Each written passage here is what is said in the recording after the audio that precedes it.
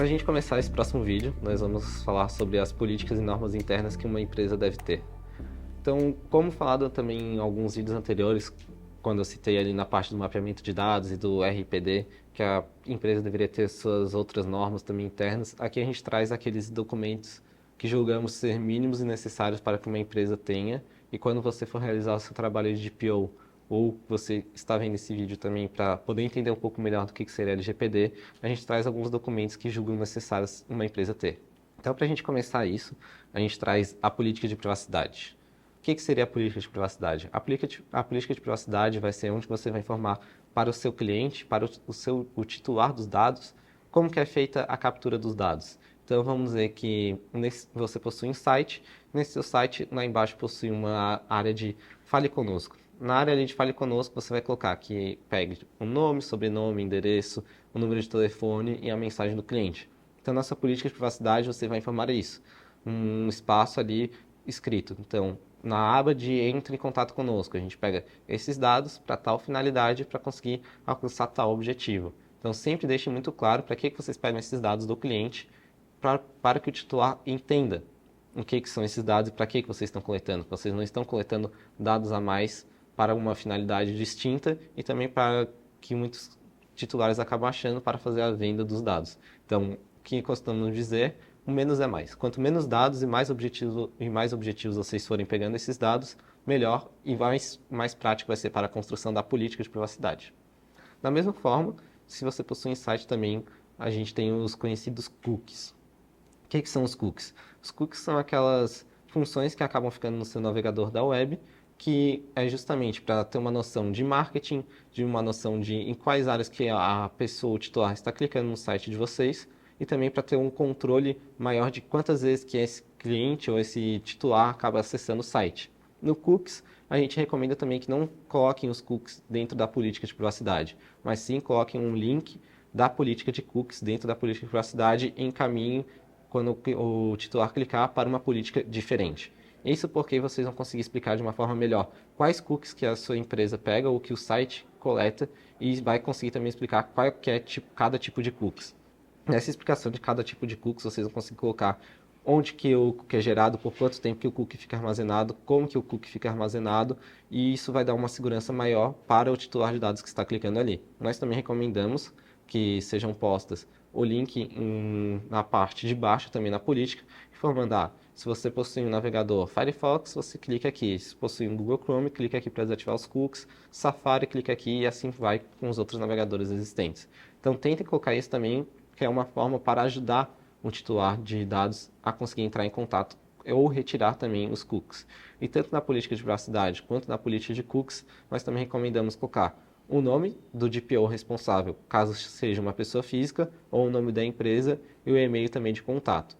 Isso porque vai facilitar tanto na hora que um titular de dados vier requisitar a empresa ou a pessoa física que está sendo como DPO, a exercer algum direito dela. Então, sempre se atentem a colocar esses dados que são extremamente necessários tanto na política de cookies quanto na política de privacidade. Algumas outras políticas e normas também que a gente recomenda que sejam postas é a política de retenção e descarte, que também é um dos requisitos exigidos pela legislação e vocês devem ter. O que seria essa política de retenção e descarte? Seria de quanto tempo que a empresa pode reter algum tipo de dado e quanto tempo ela irá descartar esses dados quando atingir a sua finalidade ou então quando acabar a obrigação exigida pela base legal que foi posta no seu mapeamento. Então, essa política de retenção e descarte, você vai conseguir descrever certinho todos os dados que são coletados e de que forma que é descartado esses dados. Junto a isso, também, como falado anteriormente, a gente tem o contrato não, a gente tem a norma de como que deve ser feita a contratação dos terceiros. Então, esse também é um dos documentos que a gente julga como necessário a empresa ter. Então, é uma norma de contratação de terceiros. O que seria essa norma? Informar, como foi dito anteriormente, se o seu terceiro ele possui um elevado grau de risco para a empresa, se possui um nível moderado, se possui um risco de vazamento de incidente baixo. Então, nessa norma também, nessa política de procedimento, você vai conseguir passar para outra pessoa caso venha a vir adentrar a empresa de como que é o processo de contratação desses terceiros. Então, se vocês chegam e mandam um documento, se vocês, como que é as tratativas iniciais, como que é as tratativas e o termo de encerramento também com esse terceiro. Então, A empresa contratou uma empresa terceira para realizar algum tipo de atividade. Nesse tipo de atividade, ela coleta dados pessoais. Como que eu vou chegar e vou encerrar esse contrato com a empresa? Não vou somente chegar e falar, empresa X, eu vou encerrar o meu tratamento de dados agora com vocês, estou encerrando meu contrato. E simplesmente falar isso. Não. Deve-se ter também um termo de encerramento de tratamento de dados, onde a outra empresa também irá assinar e irá falar que está terminando de tratar esses dados, informando que não irá tratar esses dados para outras finalidades que não sejam aquelas exigidas pela legislação da LGPD, que venha a exigir que sejam dos dados que, por uma obrigação legal, a outra empresa deve ter que manter, ou caso venha a ser exigida também por algum outro tipo de órgão, também deve ainda manter esses dados. Mas esses dados que serão mantidos, a gente sempre recomenda que coloquem de forma anonimizada ou de alguma outra medida que tenha uma segurança alta para o titular dos dados. E entre outras políticas também que a gente recomenda, a gente não pode deixar de falar sobre a política de segurança da informação. Nessa política de segurança da informação, a empresa vai colocar certinho de como que é tratado todos os dados na parte de segurança da informação. Então, quais medidas que a empresa toma na parte de segurança da informação, se possui criptografia, se possui anonimização, de que forma que é feita, quais são os requisitos mínimos também do data center da empresa, se o data center é localizado no Brasil, se o data center é localizado fora do Brasil, se o data center possui também uma segurança e os requisitos mínimos exigidos para caso vir a ter uma transferência internacional dos dados. Então, nessa política de segurança da informação, a gente vai conseguir ter uma noção geral de como que é esses dados e como que a empresa trata na forma de TI, na parte da segurança da informação, de como que é essa proteção da empresa e dos seus fornecedores também posteriormente. Um outro documento também que a gente recomenda que a empresa tenha é o Código de Conduta. O que seria o Código de Conduta? O Código de Conduta seria aquele guia de boas práticas de como um colaborador deve seguir dentro da empresa.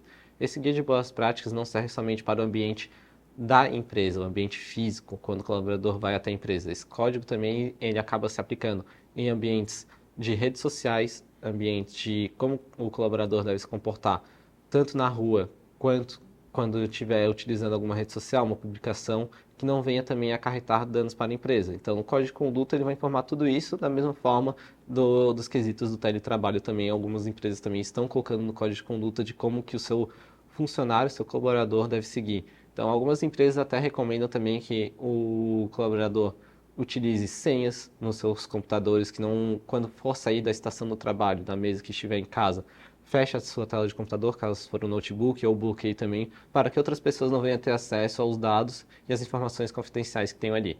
Então, tudo isso acaba sendo incluso nesse código de conduta da empresa. Uma outra política também que a gente recomenda que a empresa possua é a política de classificação da informação. O que seria essa política de classificação da informação? Seria todos esses códigos e normas que a gente está falando, a empresa conseguir colocar se é informação confidencial, se é informação pública, se é somente uma política de informação. Então, nessa classificação, a empresa consegue colocar aquele C de confidencial, I de informação e assim por diante.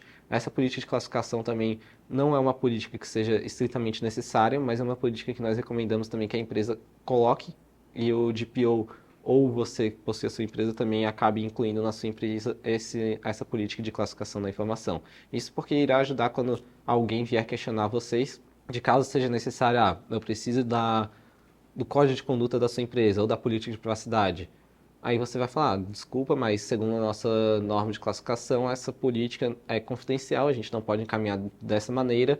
Não, essa política aqui a gente pode encaminhar porque é uma política pública. Então, isso irá ajudar vocês também quando vier a ser questionados também para alguma outra empresa ou para algum outro cliente. E para a gente terminar também, um dos últimos quesitos também que nós informamos que a empresa deve ter é o termo de consentimento para menores de 18 anos. Por que isso? Porque é um dos requisitos exigidos pela legislação brasileira, pela LGPD, que você tenha. Caso você colete dados de menores de 18 anos, você tem que ter este termo, sabe, com a inclusão ali informando do representante legal, falando que ele tem noção que o seu filho ou sua filha está tendo seus dados coletados e possui menos de 18 anos. Então, por isso que você tem que ter também esse termo, tudo documentado. A importância de possuir todas essas políticas e normas é justamente isso. Porque quando alguém vier questionar a sua empresa ou a empresa que você está fazendo a implementação da LGPD, eles não vão perguntar, vocês realizaram, não realizaram, mostra o certificado de implementação. Não, o que será exigido da empresa? Será exigido da empresa toda essa documentação e todos esses dados que vocês possuem. Então, desde relatório de impacto de proteção de dados, RPD, desde o mapeamento dos dados, desde todas as políticas, Uma das coisas que a gente observa é que muitas empresas já são julgadas, muitas vezes quando se entra pela parte da internet, no website ali.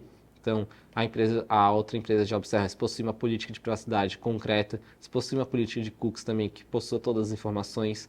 Posteriormente, também no fechamento de contratos, possui mapeamento de dados, possui treinamento e conscientização dos seus colaboradores e tudo isso deve estar documentado. Então, cada vez que vocês criarem uma norma, uma política, documentem isso e compartilhem também com seus colaboradores, caso seja uma política para ser compartilhada com os colaboradores. E sempre quando tiver novos treinamentos, outras atividades afins de LGPD também, documentem isso. Coletem assinaturas e todas as outras formas necessárias para se ter uma noção geral do seu cliente e para que você acabe se resguardando e tendo tudo documentado. Nesse próximo slide, a gente observa quando que vocês devem realizar a elaboração dessas políticas e dessas normas.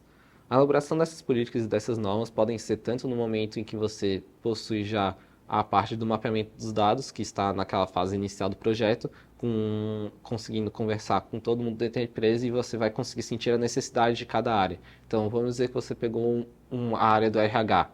O RH, você vai questionar se eles possuem contratos, possuem todas as atividades, possuem treinamento com os colaboradores ou não. E você vai ter noção se existe ou não a necessidade de elaborar um novo código de conduta ou fazer a revisão do código de conduta antigo da empresa. Então, esse é um dos exemplos. Um outro exemplo que a gente pode dar também é quando estiver se tratando com a parte da TI da empresa, ou se for uma TI terceirizada também.